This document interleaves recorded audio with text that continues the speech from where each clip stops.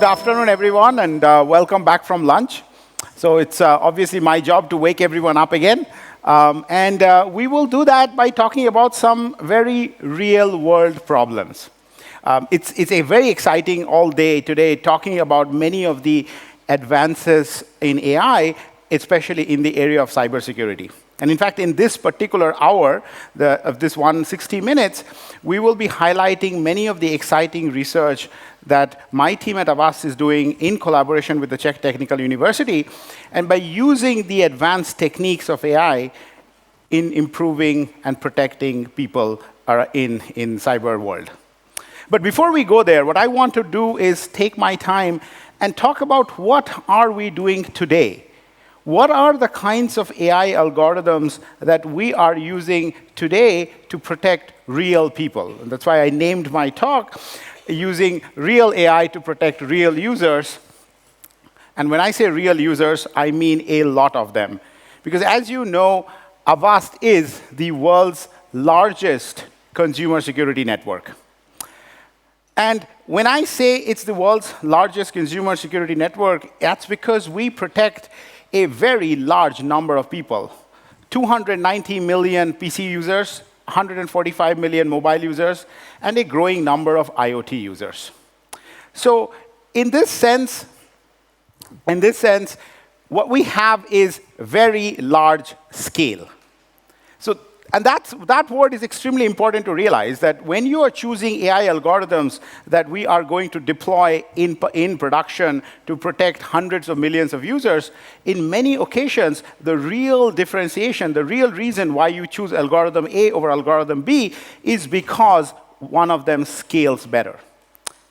So let's begin by taking a look at what the protection pipeline of a production AI system protecting 435 million users looks like.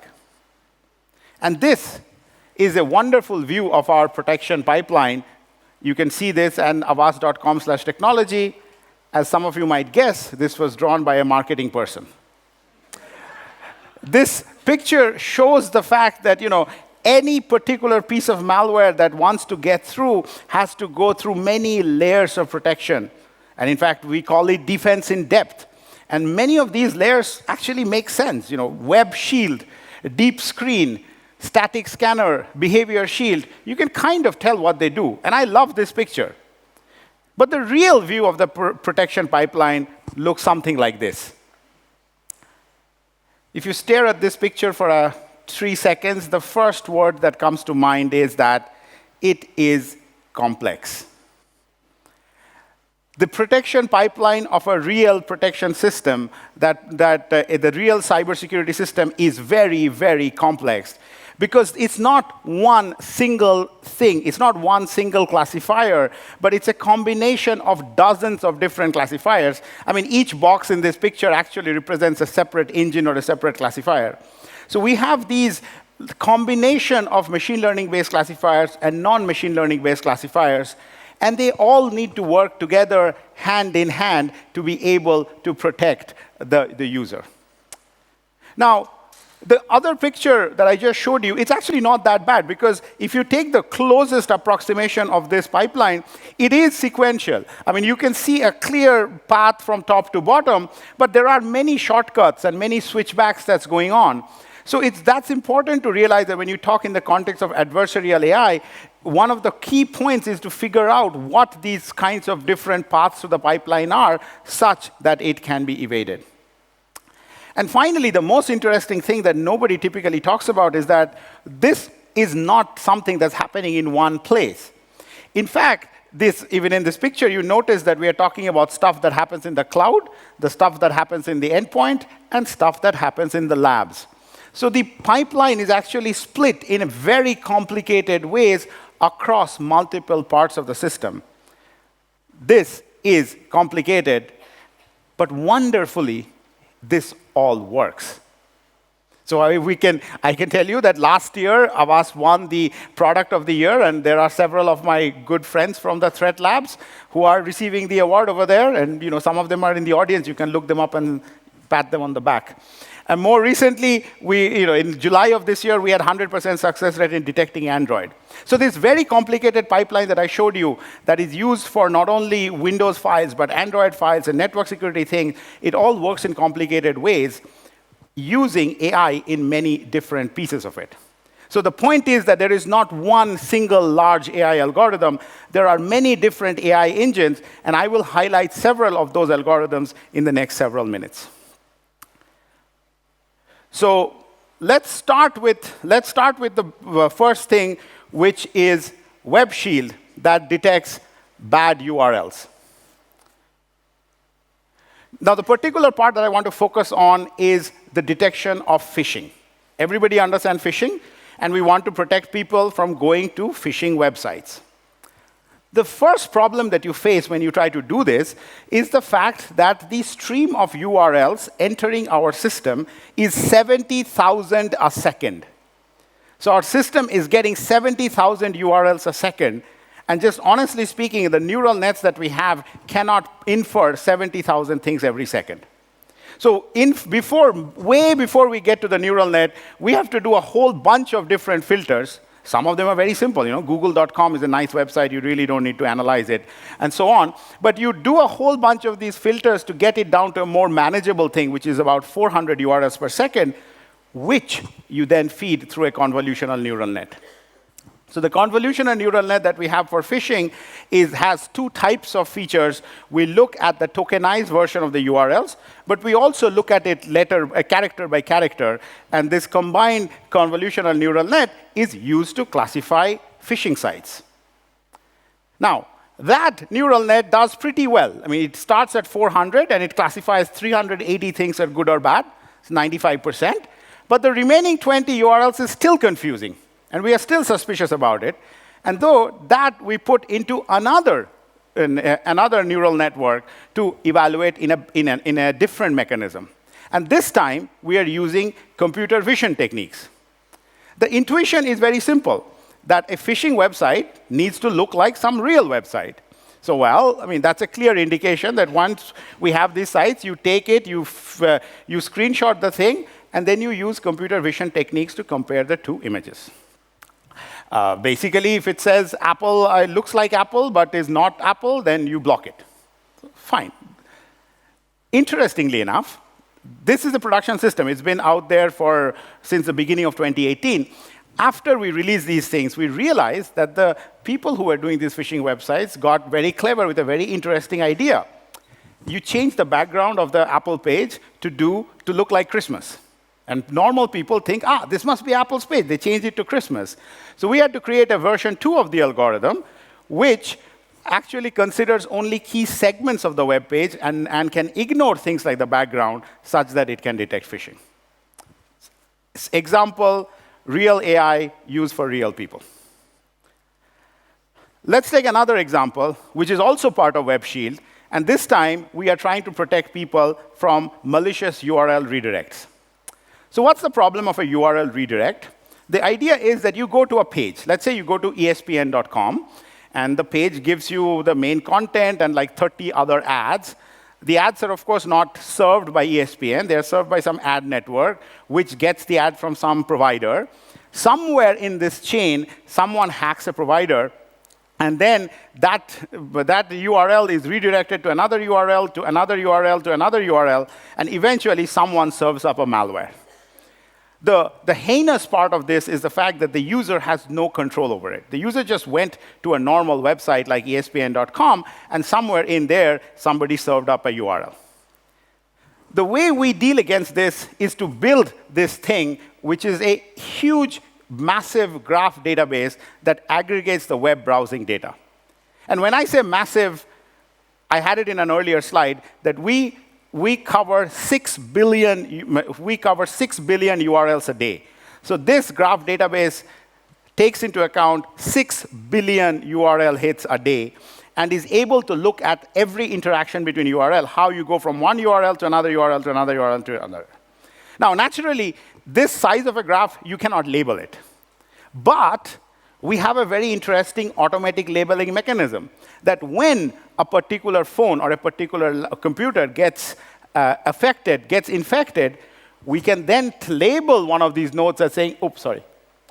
When some node gets infected, we can then label it saying, hey, this node got infected, and then we can use graph algorithms to roll backward and find out where the infection came from. Thus, we can not only, once we find these things, we can not only protect all future users from it.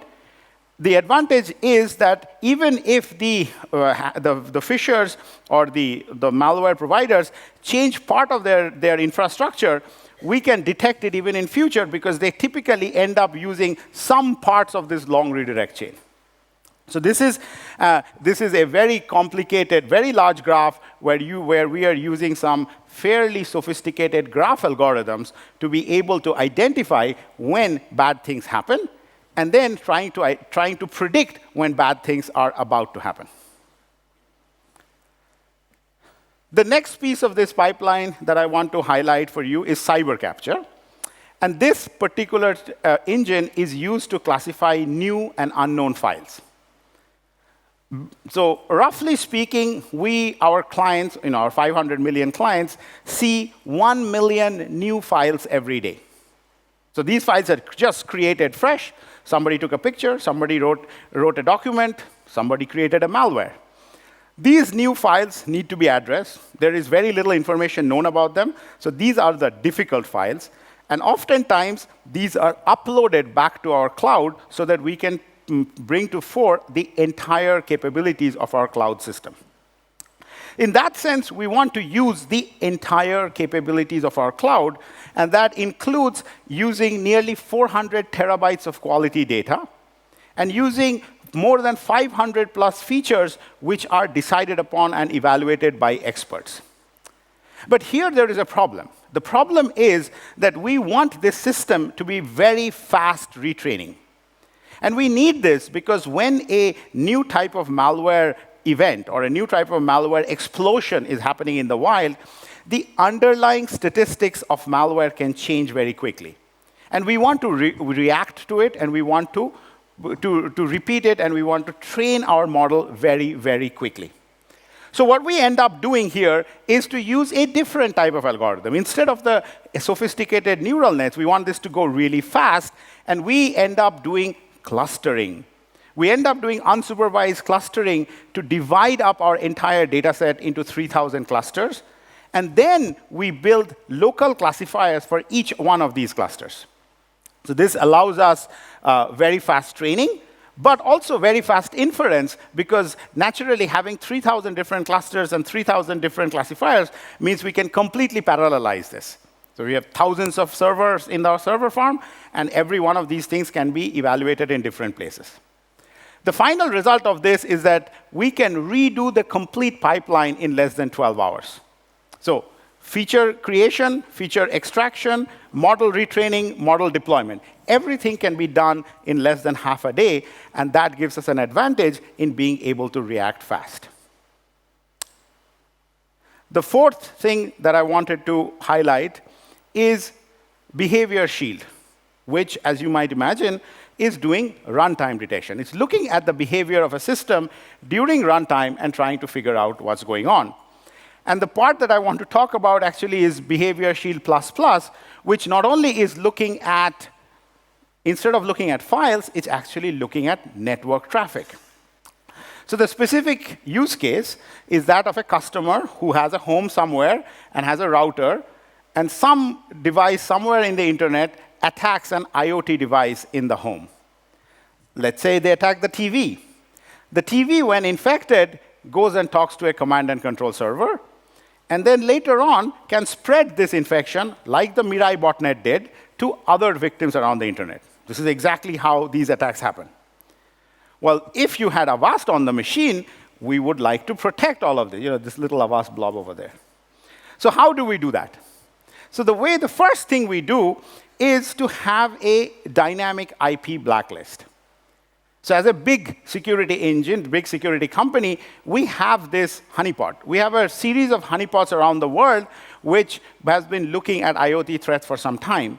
And these honeypots have about 2 million IP addresses which are considered bad, and we know that these are bad IP addresses used to attack. So it would be cool if we just told these routers that, hey, these are bad IP addresses. But 2 million is a large number. So what we ended up doing is to build a machine learning model which basically does a prediction and says, how likely is any particular IP address, how likely is it to attack me tomorrow? And it turns out, it's not very surprising, it turns out that 10% of those IP addresses can predict 95% of the attacks. So this smaller number, like this 200,000 number of IP addresses, this dynamic list, is something that we can manage to send to the router and therefore block an attack coming from an infected device even before it can get into the home. So the homeowner or the IoT devices of the home is actually protected. If the attack is coming from a new IP address, and just like the Mirai guys did, they're trying to attack you through a kind of a brute forcing attack to take over your telnet and your SSH, well, we have ways to detect and monitor the kind of traffic that goes on the network, and we can detect these brute forcing attacks, and we are blocking it. It's called Smart Device Shield. The command and control server, this particular chain, that's easy because we keep track of the many command and control servers in the internet, and if any of them are communicating with the device, we block it. And finally, when this anomaly detection shield is actually a model that is looking at the traffic going out of the home.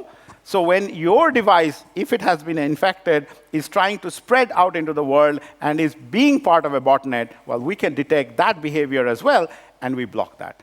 So all of these are part of the Avast Omni solution, which is the Avast, the Avast solution for IoT, protecting home IoT devices, and the machine learning engines are working in the Avast cloud.